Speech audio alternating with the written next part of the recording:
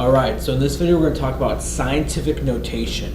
We're primarily going to focus on how to write things in scientific notation or how to convert them from scientific notation to standard form. Now, before I go anywhere, I want to make sure we understand those basic words for a second. Scientific notation and standard form. But before I do that, I want to let you know this is one of those topics that we're using scientific notation to describe extremely large or some extremely small numbers.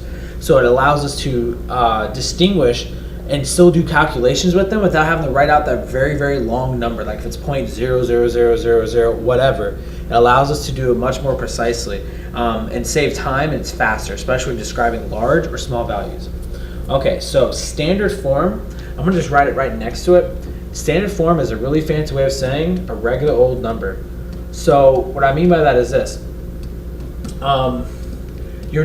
If you have a number that has nothing going on around it, for example, let's see, I'm going to circle the answer to this question. It's just a number, 86,500,000. That's standard form.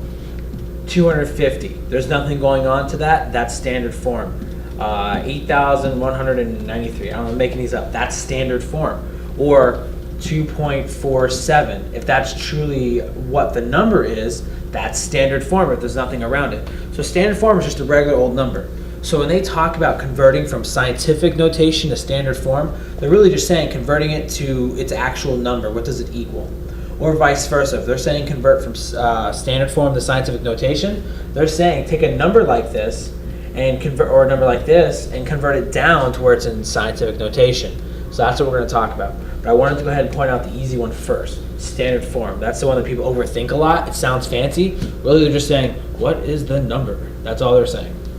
All right, so scientific notation. Let's first look at the definition here. Let's make some sense of it. We'll kind of write our own as well. A number in scientific notation is written as the product, meaning multiplication. So it's written as the product of a factor that is at least 1 but less than 10. That's a really fancy way of saying it's a number between 1 and 9. That's what that's saying. That's the factor. And a factor is something that's being multiplied, but less than 10. And a power of 10. Meaning, look at this one for example. This is a number between 1 and this is a number right here is between 1 and 10. And so, sure, it's 8.65. It's welcome to be a decimal, but it's between 1 and 10. And it says, and a power of 10. So it's a factor. So remember, product meaning multiply. So we're multiplying that by a factor of 10. So our power of 10, because this is 10 to the 7th power. It could be 10 to the 8th power, 10 to the negative 6th power, 10 to the 2nd power, 10 to the negative 5 power. It doesn't matter. But it will always be a power of 10. It'll always be times 10, 100% of the time. So what you'll have is you'll have a number that will be a number 1 through 9.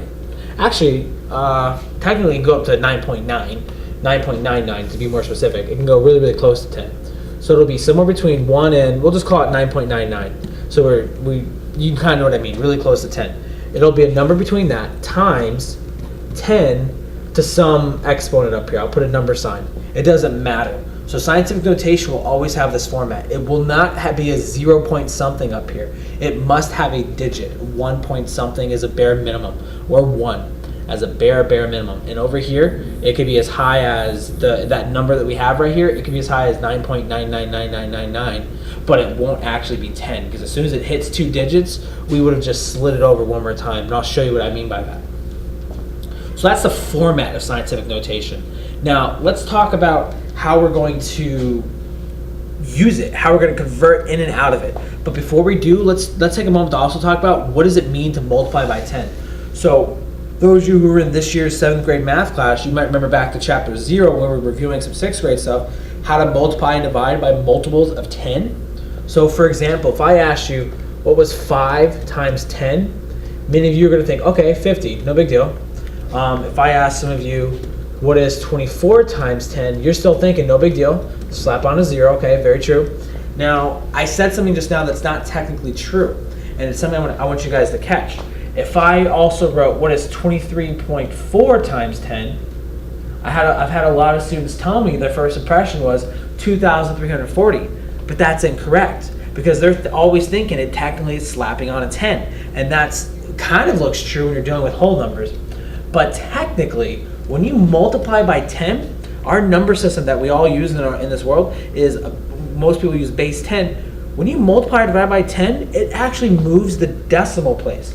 So for example, to do 23.4 times 10, you're going to take that decimal, you're going to move it over one space to make it bigger. So that actually equals 234, because that decimal is after the 4, so the decimal is at the end of the 4. So for example, when you do 5 times 10, you're actually taking that decimal on the end of 5, moving it over once, so now it's here, and you're filling that empty space with a 0 to make it 50. So you're technically moving the decimal place. The same thing for the 24. You're moving it over once, and then you're filling that space with a 0, so for 240. So when you multiply by 10, guys, you're actually, or even 100, or 1,000, or 10,000, a multiple of 10, you're just moving the decimal place. That's all you're doing. If you're multiplying, you're making it bigger, so you're going to move your decimal to the right. Your decimal place is going to move to the right. If you're multiplying by something less than 10, such as 1/10, a fraction, or 1 out of 100, or 1/1000th, or decimal versions of those, or we're going to talk about negative exponents. We're talking about 10 to negative powers. For example, in example 2. That's some of the things we're going to talk about. So I just want you to know, when you multiply by a multiple of 10 or a power of 10, whether that power be 7 or -3 or 5, 4, -4, it just means you're going to be moving the decimal place a certain number of places. And you'll see what I mean in just a second when we start doing some examples. So I'm just going to erase some of that and to get that out of the way. Okay. All right, so now what we're going to do is we're going to actually briefly go through some of these examples. I'm going to quickly mention theirs. Actually, to be honest, I'm going to let you read theirs. We're going to do some on our own. So hit pause, take a look at these examples on the screen if you need more time to look at them, and take a look at them yourself. And then what I'm going to do is I'm just going to go to a bunch of blank questions. We're going to do them ourselves rather than work on examples where we already have the answers. So look all the way up to example 4. So this is an example turning a decimal into standard form, meaning what does it equal? Converting this one. It's all about moving the decimal place. So press pause, take a look at these. Okay, now I'm going to go ahead and move on to some actual blank problems that don't have the answers. We're just going to do these ourselves. Let's do them from scratch. So we're gonna go through some of these. I'm gonna walk you through some of these. I'm not literally gonna do every single one. I'm not gonna make you watch 14 questions. But what I am gonna do is I'm gonna do several of each of this, because this is going from standard form. This is going from scientific notation to standard form. I'm gonna do a few of these, walk you through them, and then I'm gonna have you hit pause, try some more of them, and then I'm gonna hit pause. I'm just gonna write the answers to all of them, and then just show it to you, or I may just print them or whatever. So I'll let you see all the answers. That way you can try more and check yourself. Because remember, with math, you gotta practice with feedback. You gotta practice and know that you're doing it correctly so you can have confidence. So first, let's walk through these. And before I do, I want to point some things out for you to help us see some things. For each of these questions, they all start by, we're essentially going to be moving the decimal place. So for all of them, take note where the decimal place starts off. So just see kind of where it is, because when we go to do each of these, we're gonna do something special with that. And so now let's just go ahead and get this ball rolling. So let's start with number 1. We'll start with an easy one. If you have 9.2 times 10 to the first power, that just means 10 to the first power. That just means 10. We already said earlier, when you multiply by 10, it moves your decimal place over one place. Now, you know for sure that this is going to move your decimal over one place because it's a positive 1. So this is, when you multiply by 10 to the positive 1 exponent, that means your answer is going to get bigger. The only direction that'll make your answer bigger is if you go this way. This makes it 92. If you'd gone this way, it would make it 0.92, which makes it smaller. However, multiplying by 10 to a positive exponent, our answer should be getting bigger. So that means this number, when we convert it back to standard form, is just regular old 92. Nothing fancy about it. So the decimal, it's not there anymore, but it's understood to be at the end. It's understood to be right there. So that's that one. Now let's mosey on over to number 2. And number 2, we're going to multiply it by 10. That tells us, anytime you see the times 10 in scientific notation, it means, hey, we're going to move the decimal place. Because the way you move decimal place is by multiplying by multiples of 10. So we're going to move the decimal place. And it tells us we're going to move it 4 spaces. So technically this is 10,000, but we don't need to really worry about that. If you look at the 4 is positive, which tells you it's going to get bigger. Which means, just like we said over there, for it to get bigger, it's got to go this way. If we went the other way, that would be getting smaller, so that would be the opposite of what we need. So it says 4 spaces. That literally tells you how many spaces to make it. So I'm going to make the decimal nice and big so you can see where it started. Now I'm going to go over 4 spaces. If we go over 4 spaces, the decimal is now here. You'll notice we have 1, 2, 3 blank spaces. Those 3 blank spaces are going to be filled with zeros. So 7, 9, and we said 3 blank spaces. So the decimal's technically at the end if you want to show it, and now I'll throw a comma in there. That's 79,000. So 7.9 times 10 to the 4th power, that is 79,000. So that's a way where we're showing scientific notation where it got larger. So I'll show you a couple more of these where it's getting larger.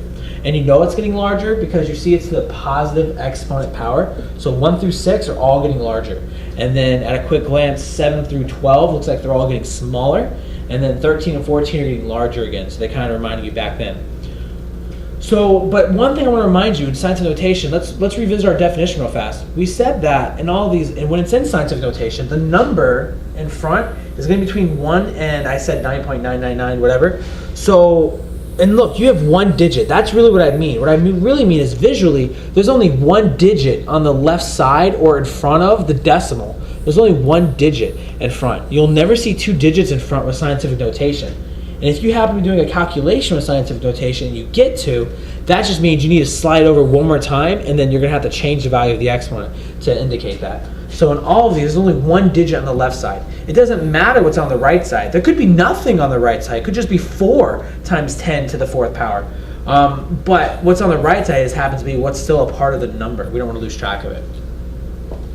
All right, so I'm going to help you out with number 5. For number 5, you're going to take that decimal, you're going to move it over to, it says 5 times for this one. So 1, 2, 3, 4, 5.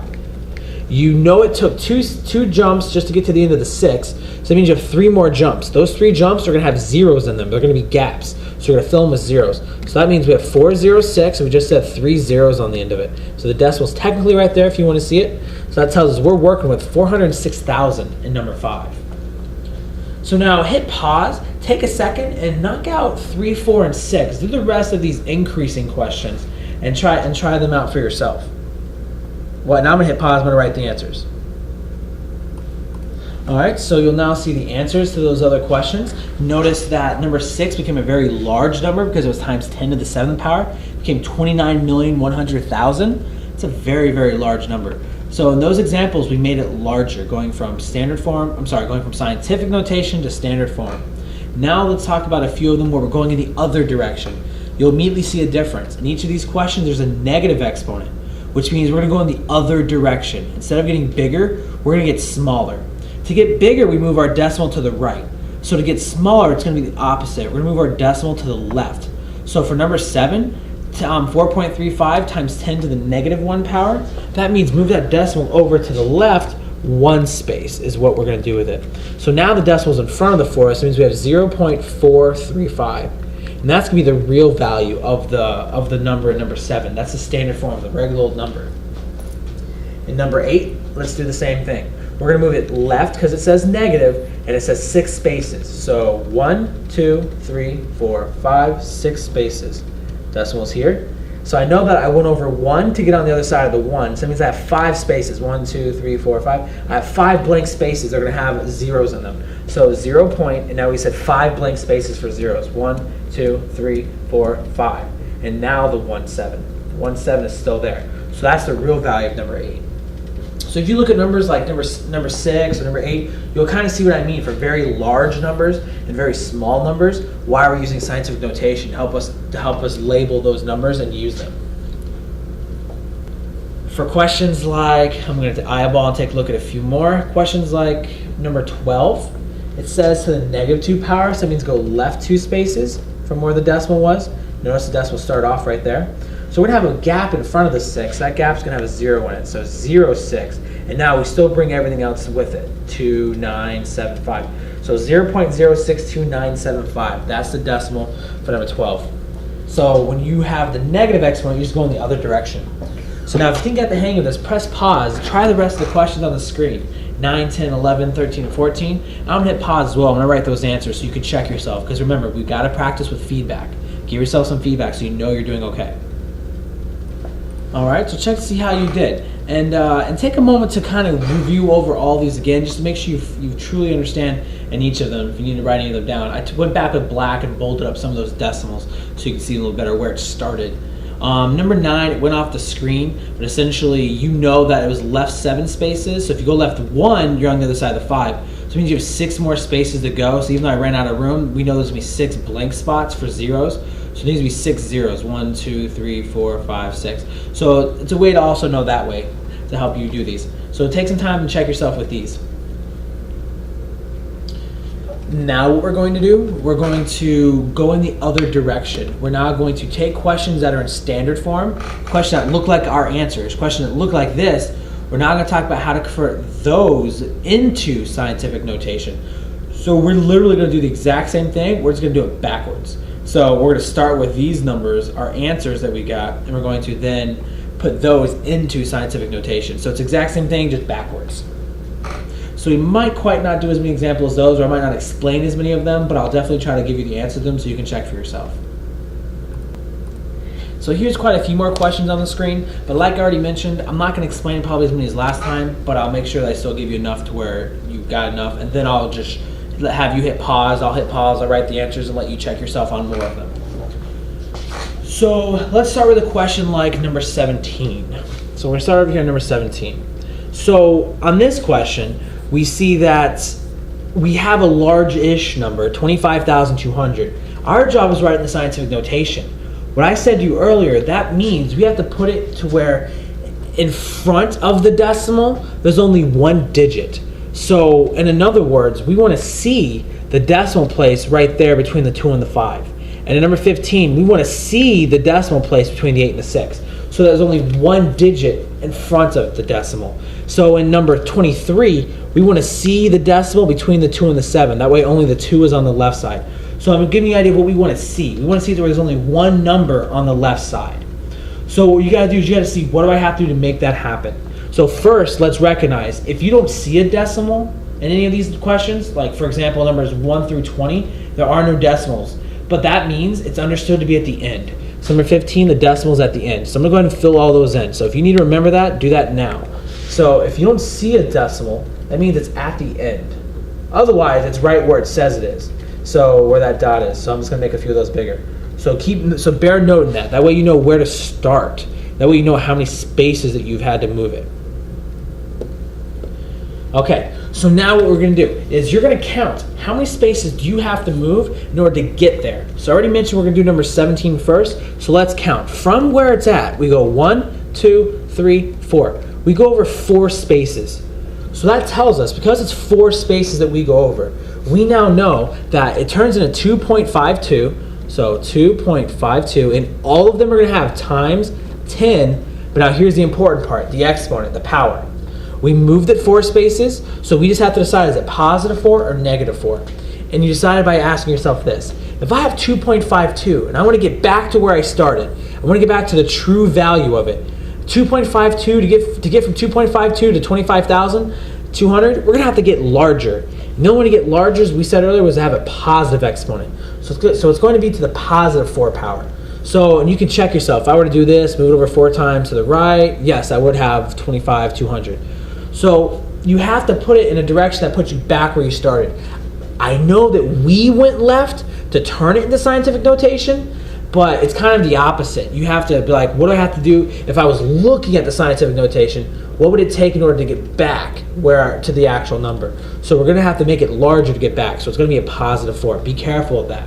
The same thing is, honestly, if you take a look at 15 through 20, same thing is going to happen in every single one of those questions. We're going to have to turn it back into a very large number. So in all of those questions, we're going to have a decimal, but to turn it back into our large number, we're going to have to put it to a positive exponent power.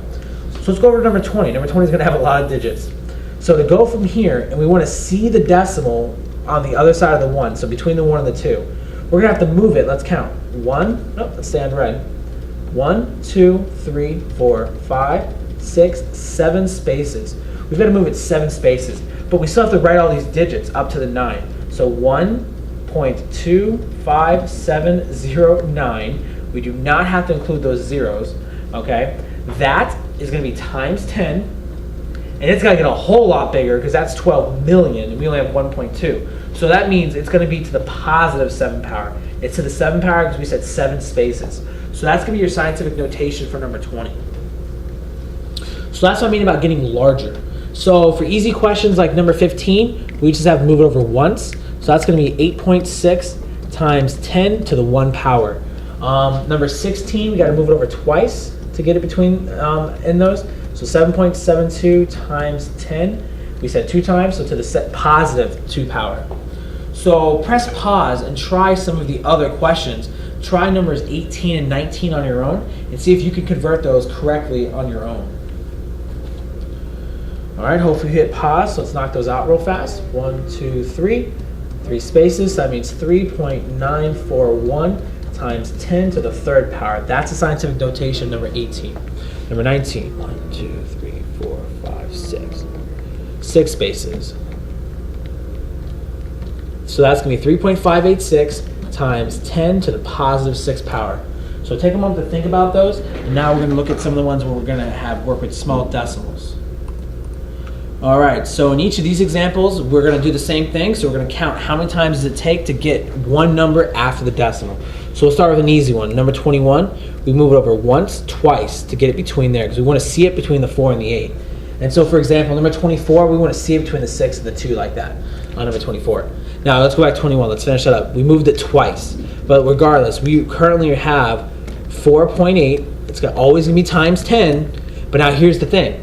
I agree we moved it 2 spaces. I'm with you 2 spaces, so that is a 2 right here. However, to get this back to where, to get 4.8 back to where it started, to 0.048, we're going to have to actually make it smaller and go to the left. Because we're going to have to make it smaller and go to the left, that means we got to tell ourselves this is a negative exponent. We got to go to the left. So this is the correct answer, number 21. 4.8 times 10 to the negative 2 power.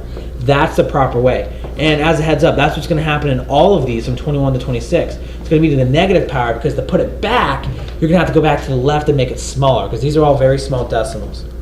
So over on 24, 1, 2, 3, 4, move over 4 times. So that's 6.2 times 10 to the negative 4 power. So to put it back, we got to get smaller 4 times.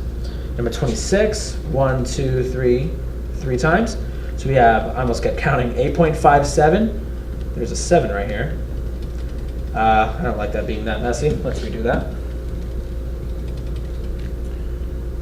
8.57 times 10, and we said 3 spaces to the negative 3 power. So that's how these work. So now hit pause and try for yourself. I'm going to hit pause as well. I'm not going to actually talk it through this time. I'm just going to write down the answers to each of the remaining questions on the screen. So 22, 23, 25, 27, 28. Try them first on your own though. Press pause. Now you may have noticed that number 27, they snuck in a problem where you're going from a 904 down to 9.04. So that is definitely on purpose, times 10 to the positive 2 power. So hit pause if you need to, take a moment to think about these. This was now practice. We've now done a ton of examples. We started going from, standard notation. I keep messing those up. Scientific notation, standard notation.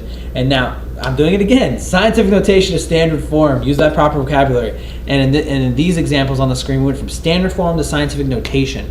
On your assignment that you have for this in the 7th grade in chapter 13, there aren't going to be any surprises. They're going to give you some scary word problems. I'll show you a couple, but really it's just, there's going to be mostly distracting information, but it's kind of giving you, but the main point of it is it's giving you examples where you can actually take the time to use large numbers or very small numbers and describe them using scientific notation. So the only thing I'm asking you to do right now is just to convert back and forth, rewrite it back and forth.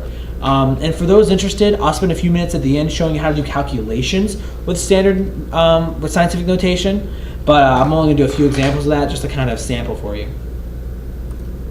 So essentially, all of your word problems, even on homework practice or problem solving practice, like applied questions, it's going to be a perspective question, but then they're still going to have to show you. They're just going to ask you to rewrite it. So my only focus right now is that you're rewriting it. And so, like I said, in a minute I'll show you some examples where we calculate using it. But for now, let's do these. Let's read number 1. Number 1 says, if you think you already got these, hit pause, knock them out yourself real fast, and hit play and make sure you've got these down. Number 1's about measurement. It says there's about 1.89 times 10 to the negative 4 power mile in a foot. So it's less than 1 mile. Write this number in standard form. So literally, they just want you to convert it to standard form. So it says 10 to the negative 4 power, so that means 4 spaces. It says negative 4, so that means to the left 4 spaces. So right here. So that tells us we have 3 blanks. So there's going to be 3 zeros between the decimal place and the 1. So 0.000189. So that tells us that's how much of 1 mile is in 1 foot. You can say per foot or in a foot, however you want to write it, but that's the actual value, the very small decimal. That's how many miles are in 1 foot. Now, number 3, if you haven't done so already, hit pause, knock it out. Number 3 is all about the national debt. It says the national debt of the United States in 2008, wow, that was 5 years ago, was about $34,500 per person. Write this number in scientific notation. Scientific notation, so that means they want it to be times 10 to something. The decimal is assumed to be right here since we can't see it. So our job is to move it over until it's between the 3 and the 4, so that there's one number on the left. 1, 2, 3, 4.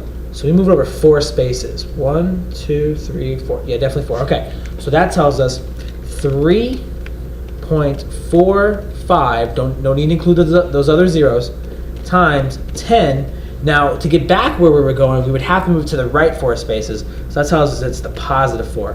So that's going to be your answer number 3. That's how you write this question in scientific notation. So guys, at this point, I've shown you a ton of examples of rewriting scientific notation.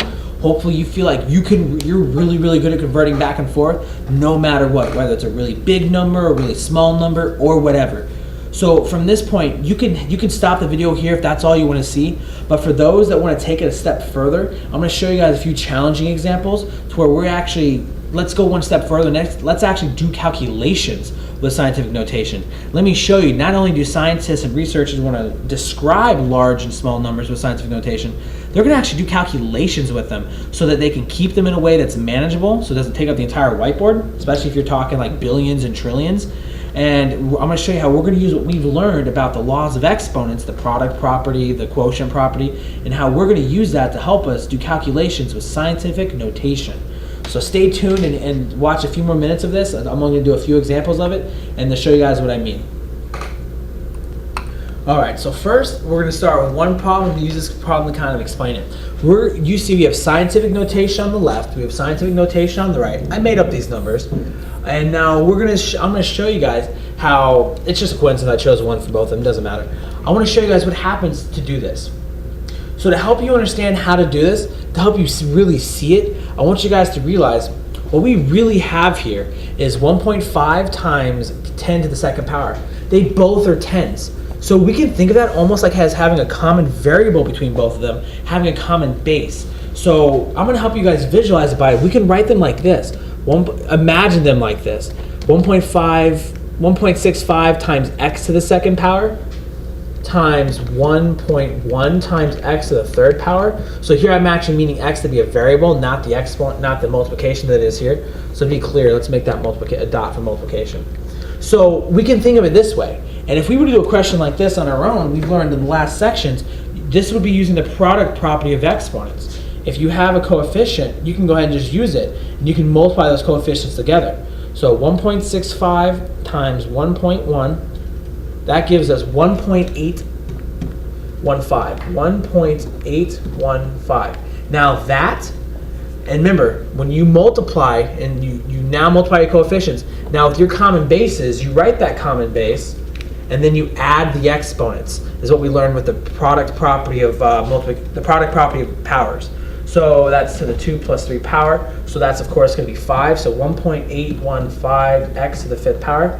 Now that was imagining that 10 times 10 was really like saying times x. So now we need to put it back in the context of how it belongs. So that tells us 1.815 times 10 to the 5th power. That's what that's going to become. So that would be the scientific notation answer to that scientific notation calculation. So you can multiply two scientific notation numbers together and treat them just like you would the product property of powers, or even the the quotient property of powers if it was a division question. You just kind of pretend like that 10 is kind of like a letter, kind of like a common base, because it technically is a base. It's the base of the power. This is to the second power. This is to the third power. So it technically is, and then you just do what you would normally do. You would keep the base, which we did, we kept the base, we added the exponents, but we multiplied the coefficients. So it's just as if this was just a coefficient touching a letter. It's the exact same concept here. So that's what you're using when you're doing these operations with scientific notation. Now right below it, I'm gonna do a division question, but in this division question, I'm not gonna convert it to an X. I'm not gonna pretend 10 is an X this time. I'm gonna leave it as 10. So try to write this as carefully as we can and keep track of what's going on. So in this question, I'm gonna make up this problem that we have. Let me hit pause so I can write one.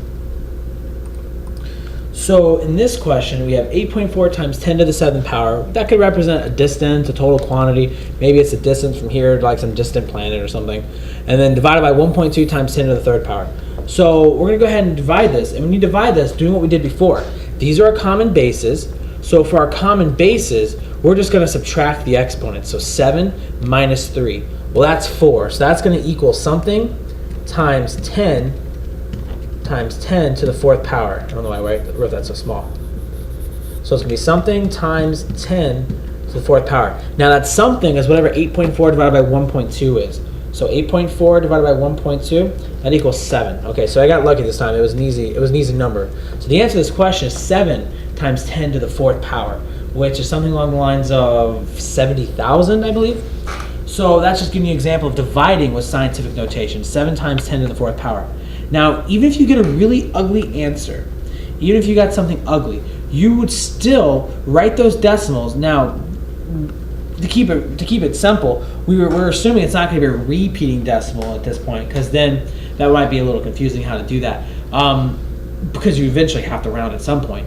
Otherwise, you would leave it as a fraction. If it was a repeating decimal, you're eventually going to have to round if you were to do that. So I would leave that as a fraction and write your answer in fractional form.